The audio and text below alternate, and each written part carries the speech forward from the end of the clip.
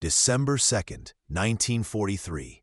In a tent compound outside Bari, Italy, steam rises from makeshift shower pipes as 140 exhausted Italian women are led inside for decontamination. When they hear the hiss of pressurized water and see vapor pouring from metal nozzles, they scream. Some collapse. Others try to flee. They believe they're about to die in gas chambers. Lieutenant Margaret Hale, the 27-year-old nurse responsible for sanitation protocol, has 15 seconds to stop a catastrophe. Her superiors demand speed and efficiency. The women demand proof they won't be murdered. And somewhere between military orders and human terror, Hale must find a way to turn water into trust. Margaret Hale learned about fear before she learned about nursing. She grew up in Scranton, Pennsylvania, where her father managed a coal mine and came home each night with lungs that wheezed like damaged bellows. By the time she was 12, she understood that terror wore different faces. For the miners, it was the rumble of unstable rock. For their wives, it was the whistle that signaled collapse. For Margaret, it was the sound of her father's cough at 3 in the morning, wet and rattling, a preview of the death that would claim him when she was 16. She enrolled in nursing school in Philadelphia 2 months after his funeral. The work suited her: bedpans and dressings, temperatures and pulse rates, the clean mathematics of medical procedure. She graduated in 1939, just as Europe was tearing itself apart. When Pearl Harbor burned, she enlisted without hesitation. The Army needed nurses. She needed distance from Pennsylvania and its ghosts. By November 1943, Lieutenant Margaret Hale had seen more death than her father's entire generation of miners. North Africa first, where dysentery and sandstorms killed as efficiently as German artillery. Then Sicily, where she held the hand of a 19-year-old from Ohio as he died from an infected shrapnel wound, whispering his mother's name until his voice stopped. After Sicily came the Italian mainland, and after the mainland came Bari. The city squatted on the Adriatic coast like a tired dog. Allied bombers had pounded it flat during the invasion. Now it served as a processing center for prisoners, refugees, and anyone else caught in the chaos of Italy's collapse. The fascist government had surrendered in September. German forces still held the north. Somewhere in the middle, thousands of Italians waited to learn whether they were enemies, allies, or simply obstacles to be catalogued and moved. Hale's assignment was the decontamination section, a cluster of canvas tents erected in what had been an olive grove. She had 3 junior nurses, 2 medics, a cook stove converted into a boiler, and orders to process 300 people per day. The work was unglamorous but necessary. Typhus, scabies, lice, dysentery. These were the horsemen of displaced populations. Stop them early or watch them spread through camps like fire through dry grass. The facility itself was a monument to improvisation. Water came from a cistern salvaged from a bombed villa. Heating came from a diesel-fed burner scavenged from a wrecked Italian naval vessel. The pipes were mismatched sections of copper plumbing soldered together by an engineer from Iowa who swore constantly and brilliantly. When the system worked, it produced hot water. When it didn't, it produced steam, noise, and creative profanity from the Iowa engineer. The showers themselves occupied the largest tent. 6 overhead nozzles, canvas walls, wooden duckboards over mud. The women entered from one side, stripped, showered, received clean clothes, and exited from the other side. Assembly line hygiene, efficient, impersonal, effective. Or it had been until December 2nd. The convoy arrived just after dawn. British trucks rumbling through mud, exhaust visible in the cold air.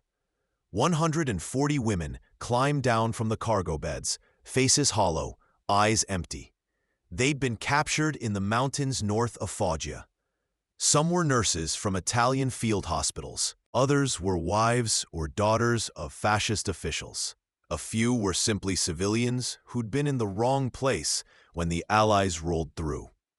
They'd marched for 3 days under guard. Rain had soaked them. Cold had numbed them.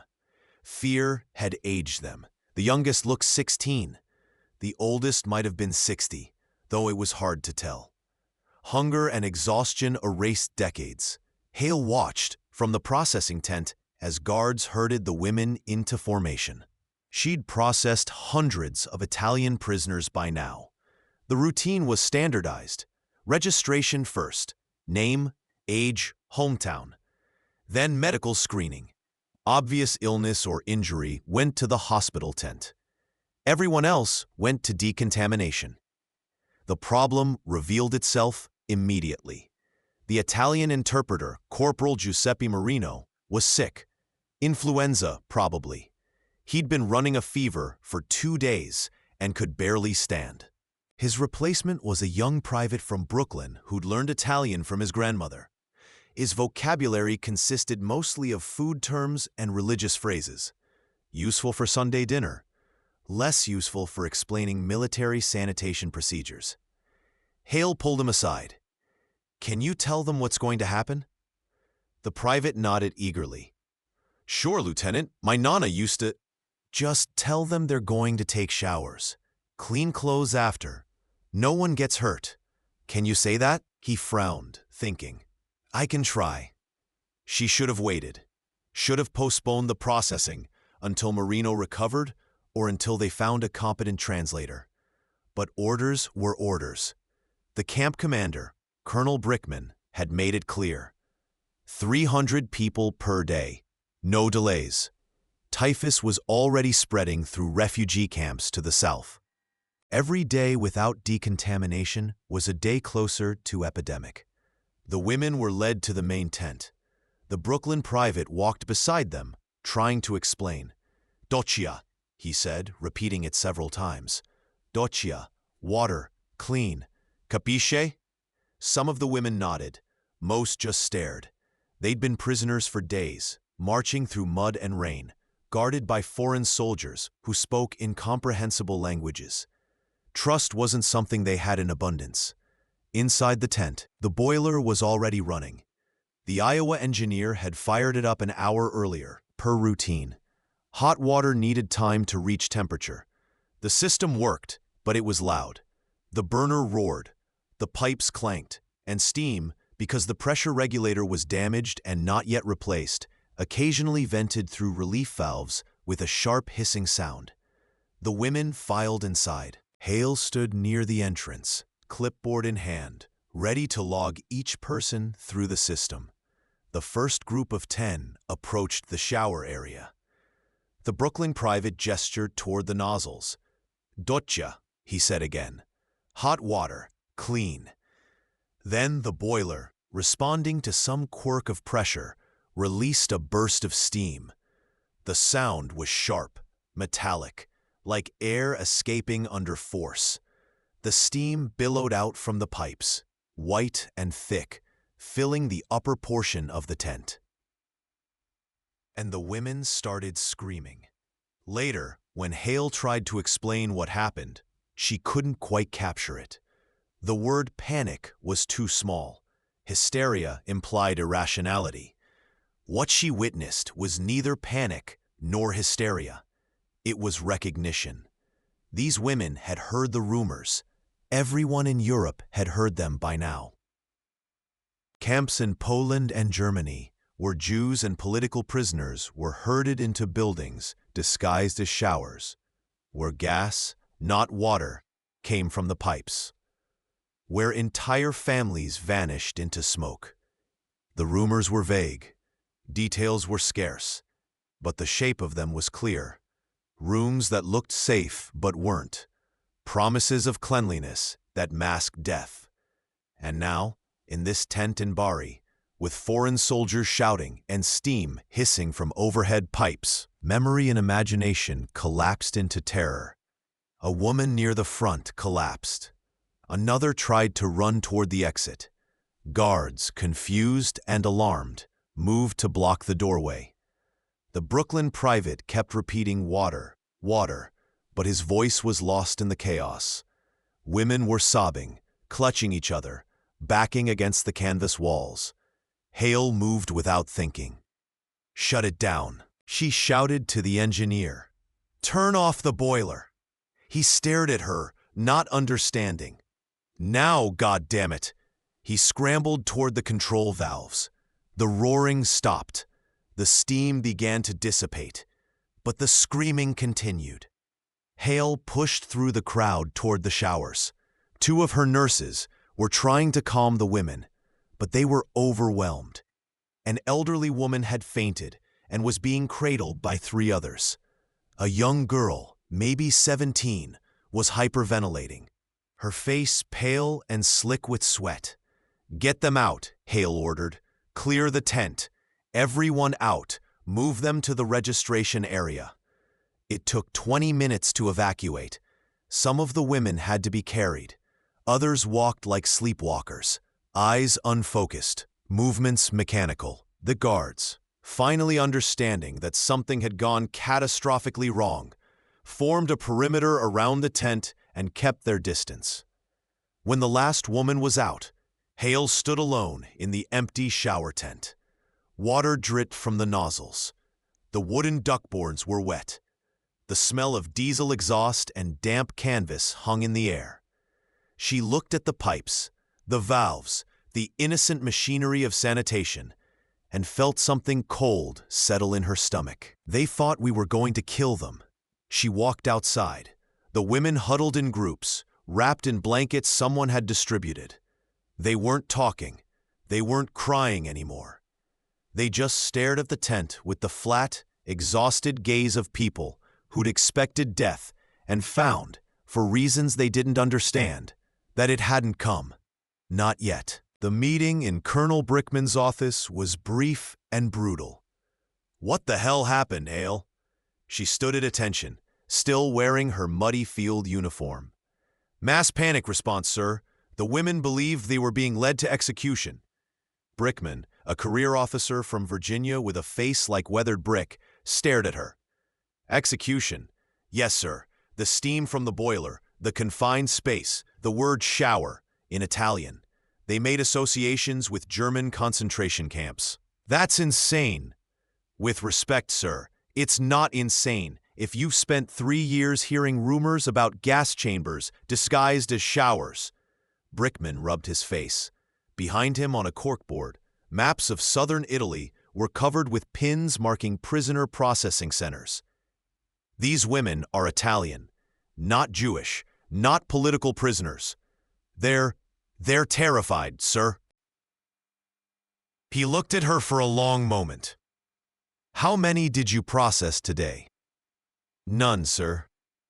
"We've got 200 more coming tomorrow, and 300 the day after that. The camp commander in Brindisi is screaming for us to move people through faster because they're running out of space. I need this facility operational." "I understand, sir. So what's your solution?" She'd been thinking about it since the evacuation, turning it over in her mind while walking back from the tent compound. The problem wasn't the equipment. It wasn't even the language barrier. The problem was trust. "We need to show them it's safe before they go inside," Hale said. "Visual demonstration. We bring a few women to the entrance. Let them see the water coming out of the pipes. Let them touch it. Feel that it's just water. Then we use someone who speaks their language, someone they trust. We don't have an interpreter. Marino's sick. Use one of the prisoners, sir. There must be someone in that group who speaks English. Someone who can translate and vouch for us." Brickman shook his head. "That violates protocol. Prisoners don't work in sanitation facilities." "Sir, with respect, yesterday violated protocol. Today violated protocol. We're making this up as we go." He didn't respond immediately. Outside, through the window, they could see the tent compound. Smoke rose from cooking fires. Guards patrolled the perimeter. Somewhere in that grid of canvas and mud, 140 women were trying to understand what had happened to them and what would happen next. "I'll give you 3 days," Brickman finally said. "Get the system working by December 5th, or I'm bringing in someone who can." "Yes, sir." "And Hale?" She turned at the door. "No more screaming. I don't care how you do it, but no more incidents like today. Clear?" "Clear, sir." Finding the interpreter took 4 hours. Hale walked through the prisoner compound with one of her nurses, asking questions, listening to responses, evaluating. She needed someone who spoke both Italian and English fluently. Someone who could command respect among the other prisoners. Someone who wouldn't collapse under pressure. She found her sitting against the wall of a supply tent. Her name was Lucia Ferrante, age 32, from Rome. She'd worked as a translator for the Italian Red Cross before the war. When the Allies invaded, she'd been in Foggia, coordinating medical shipments. The British captured her during the retreat. She spoke English with a slight accent but perfect grammar. "Why should I help you?" Lucia asked when Hale explained what she needed. "Because if you don't, those women aren't getting decontaminated, and if they don't get decontaminated, some of them will die from disease. Typhus doesn't care about politics." Lucia studied her. "You're asking me to convince them that American soldiers aren't going to murder them in a shower room?" "Yes." "Why did they panic?" Hale sat down beside her. The mud was cold. Her uniform was already filthy. One more stain wouldn't matter.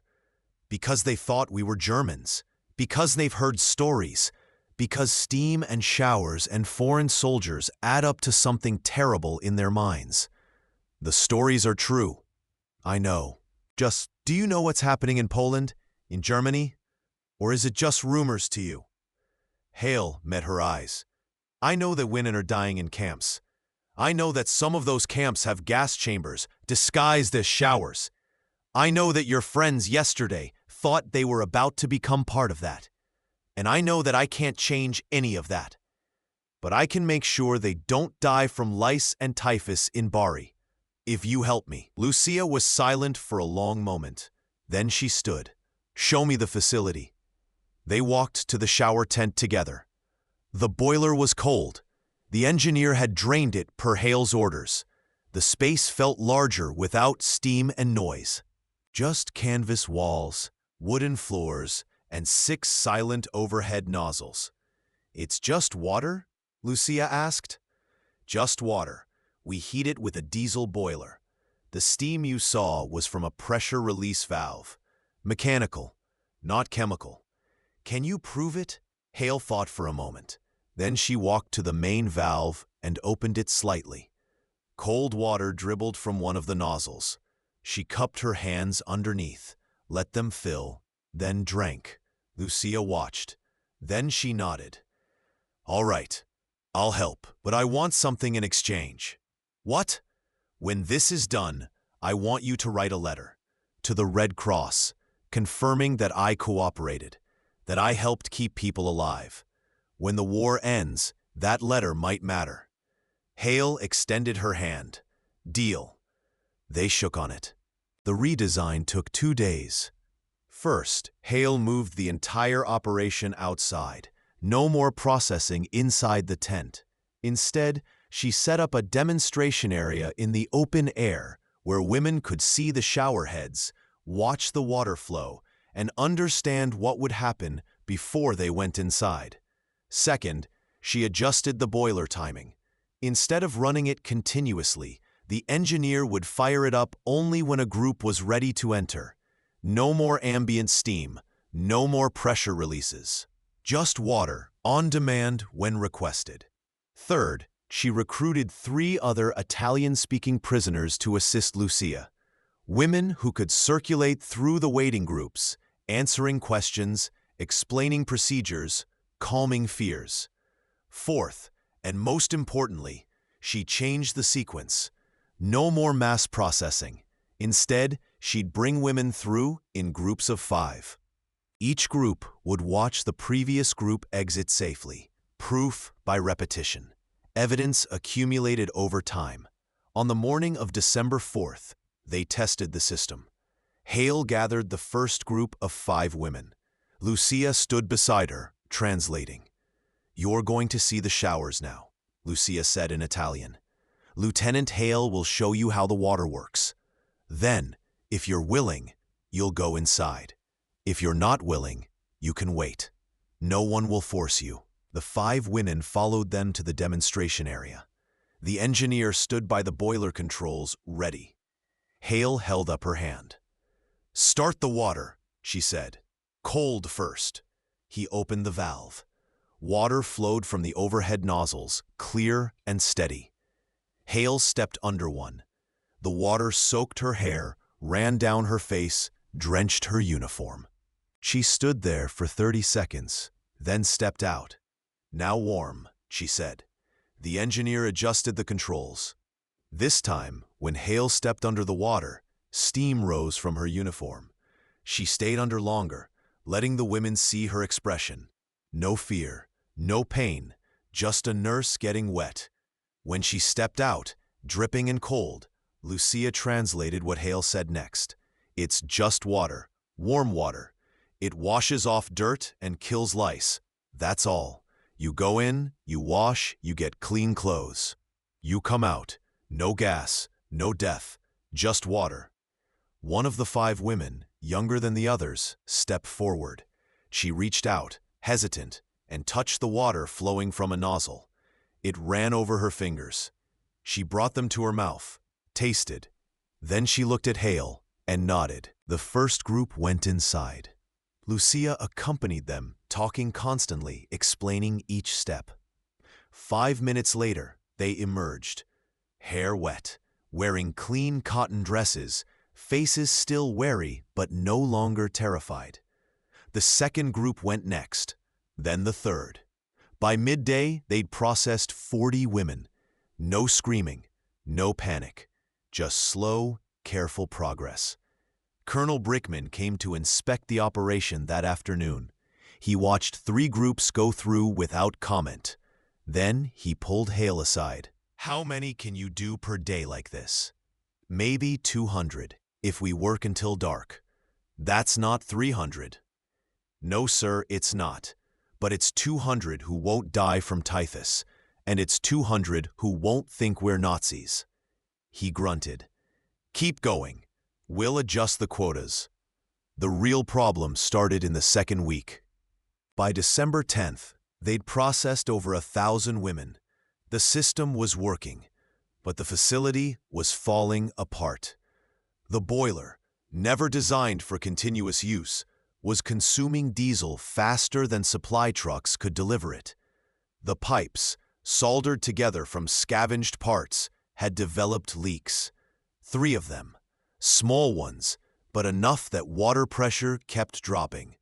Worse, the temperature had fallen. Bari in December was cold. Not Pennsylvania mineshaft cold, but cold enough that standing in wet clothes after a shower could lead to hypothermia. Hale's solution had been to increase the water temperature. Hotter showers meant faster drying, but hotter water meant more fuel consumption, and more fuel consumption meant conflicts with supply officers. Captain Samuel Brooke, the medical officer responsible for logistics, called her to his tent. He was a thin man from Boston, with wire-rimmed glasses and a permanent expression of mild irritation. "You're using twice the diesel I allocated," he said without preamble. Hale sat across from him. Her uniform was still damp from the morning's demonstration showers. "The women need hot water, sir. Not warm. Hot." "Why?" "Because hot water proves it's real. Warm water feels ambiguous. They need to feel the heat, need to know it's not gas, not chemical, just temperature." Brooke removed his glasses and cleaned them with a handkerchief. "That's a psychological argument, Lieutenant, not a medical one. With respect, sir, in this case they're the same thing. I disagree. The primary concern is pathogen elimination. For that, warm water is sufficient. Hale leaned forward. 3 weeks ago, we had 140 women who thought we were going to kill them. Now, we're processing 200 a day without incident. The difference isn't the water temperature from a medical standpoint. It's the water temperature from a trust standpoint. Trust doesn't show up in supply ledgers. Neither do dead prisoners from preventable disease, sir. But they show up in body counts. The meeting ended in stalemate. Brooke agreed to maintain current diesel allocations for 1 more week. After that, he'd reduce them by 30%, and Hale would have to manage. She walked back to the tent compound in the dark. Above, stars were visible through broken cloud cover. The air smelled of wood smoke and diesel exhaust. Somewhere in the distance, she heard singing. Italian voices, women's voices, rising and falling in a melody she didn't recognize. In her tent, she pulled out a notebook and began calculating. If fuel dropped by 30%, water temperature would fall by approximately 15 degrees Fahrenheit. Not enough to eliminate decontamination effectiveness, but possibly enough to resurrect fear. The alternative was to reduce the number of showers per day, process fewer women, maintain temperature. But that meant longer lines, more waiting, more prisoners exposed to cold while waiting their turn. She looked at the numbers until her eyes hurt. Then she put the notebook away and lay down on her cot. Tomorrow she'd find a solution. Tonight, she was too tired to think. The breakthrough came from an unexpected source. On December 15th, a British supply convoy arrived with materials for winterizing tents. Among the cargo were 3 portable heaters, kerosene-burning units designed to warm small spaces. The supply sergeant offered them to Hale as surplus. She took them immediately. Then she borrowed the Iowa engineer and spent 6 hours reconfiguring the drying area. Instead of women exiting directly into the cold after showering, they now entered a secondary tent equipped with heaters. The space was warm. Not hot, but warm enough that wet hair and damp clothes dried within 15 minutes. The effect was immediate. Women emerged from the decontamination process not just clean, but comfortable. Some even smiled. Small, cautious smiles, but smiles nonetheless. Brooke, when he inspected the modification, frowned. "You're burning kerosene now too?" "These units were surplus, sir, not allocated to my operation. I'm not using your diesel budget." "But you're still using fuel." "Yes, sir. Approximately 1/10 the amount I'd need to maintain the higher water temperature you want me to eliminate." He studied the setup, then nodded slowly. "This is acceptable. Maintain current parameters." It was the closest thing to praise Hale had received in weeks. By December 20th, the operation had achieved something resembling routine. 200 women per day. 0 panic incidents. Infection rates dropping.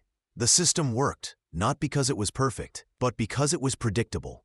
Lucia Ferrante, who had become indispensable to the operation, pulled Hale aside one afternoon. "The women are talking about you," she said. "What are they saying?" "That you're the American nurse who drinks the water first. They have a name for you. L'infermiera que non mente. The nurse who doesn't lie." Hale didn't know how to respond to that, so she just nodded. In January, 2 things happened. First, the medical command in Naples requested a detailed report on the Bari decontamination facility. Not a routine status update, but a comprehensive analysis of procedures, modifications, and outcomes. Captain Brooke, tasked with compiling it, requested Hale's input.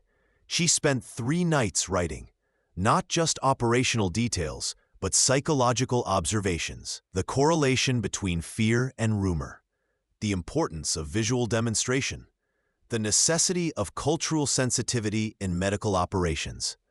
When she finished, the report was 42 pages long. Brooke read it, then called her to his tent. "This is good work, Hale." "Thank you, sir." "Command is going to use this as a template. They're establishing decontamination facilities in Yugoslavia and northern Italy. Your procedures will be standard protocol."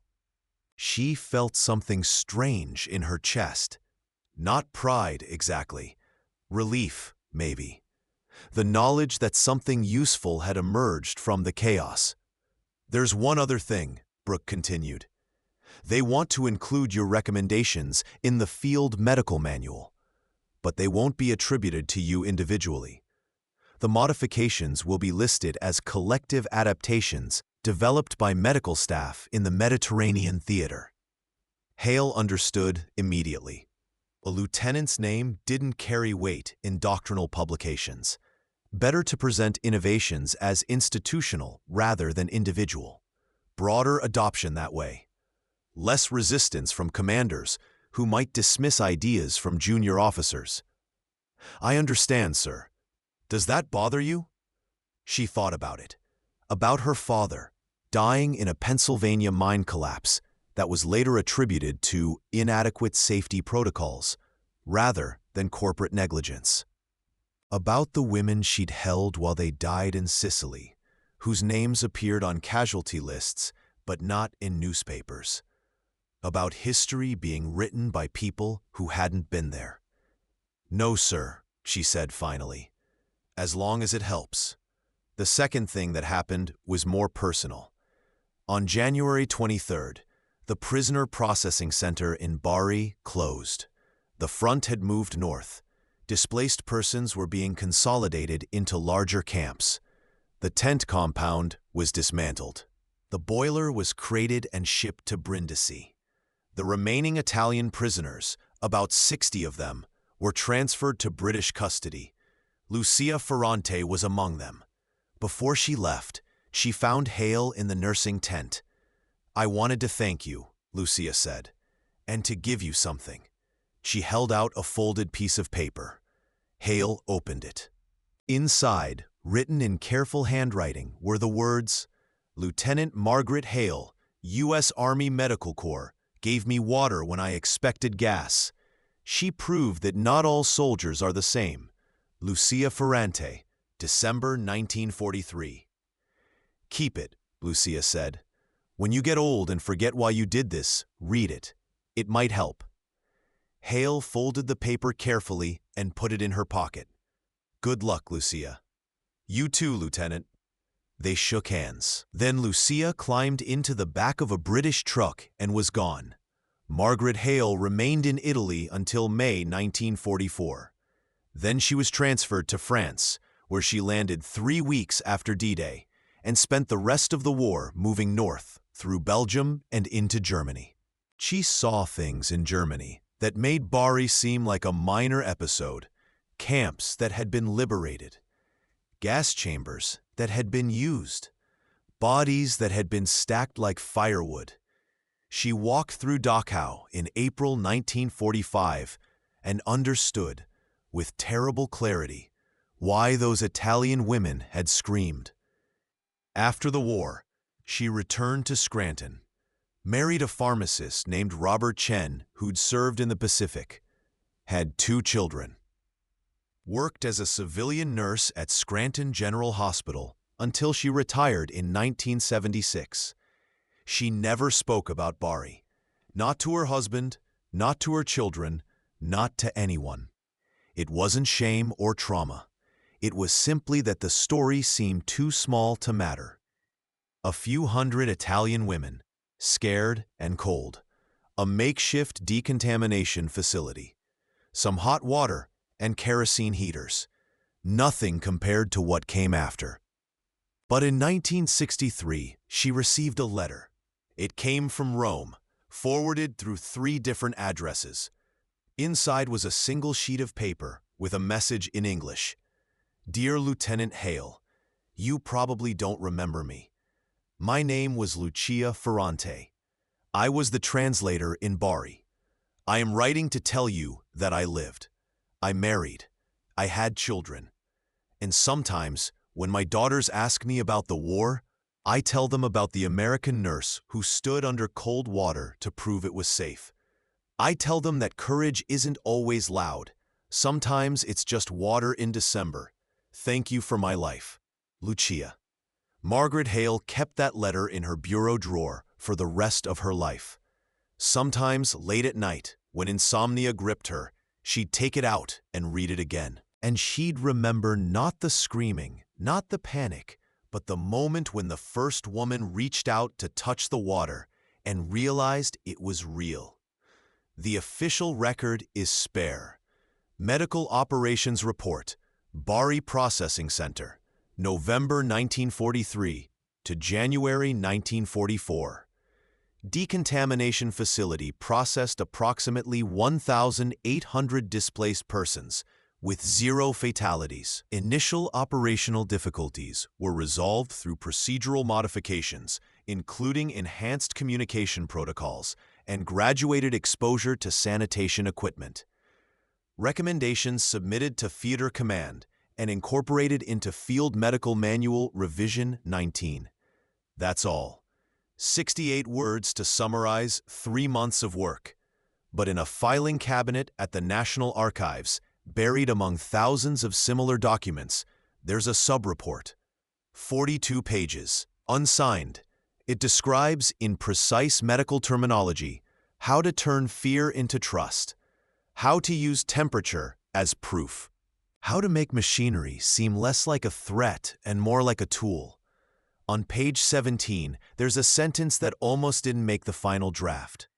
Personnel must understand that trauma reshapes the meaning of ordinary objects.